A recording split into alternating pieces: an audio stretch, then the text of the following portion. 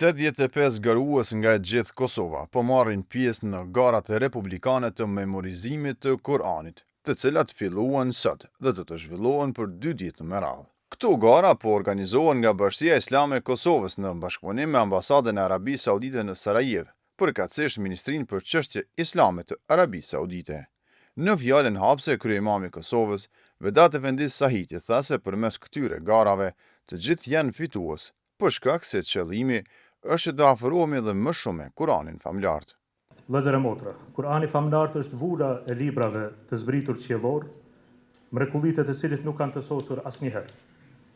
Kjo vazhdimësi e mrekullive kuranore u dëshmua gjatë gjithë historisë së tij, edhe do të vazhdojë kështu deri në kiamet. Sepse që nga koha kur filloi të zbriste e deri më sot, ata që e lexuan dhe mësuan Kuranin përmendsh, gjithmonë e mbajtën të gjallë dritën e tij të pafundme dhe ndriçuan mendjet e zemrat e besimtarëve me të gjithat në i globit.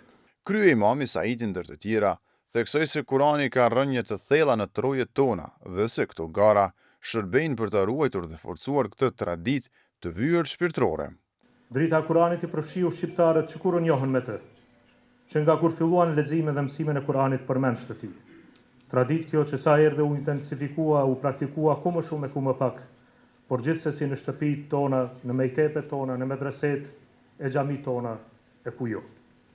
Me një fjalë, Kurani u bë pjesë e pandashme e jetës së shqiptarëve musliman.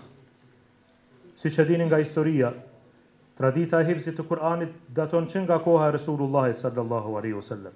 Garat e memorizimit të Kuranit po zhvillohen në disa kategori, përfshir atë në 2, 5 dhe 10 gjuze, duke u dhënë mundësi pjesëmarrësve të tregojnë njohuritë dhe përgatitjet e tyre sipas niveleve përkatëse.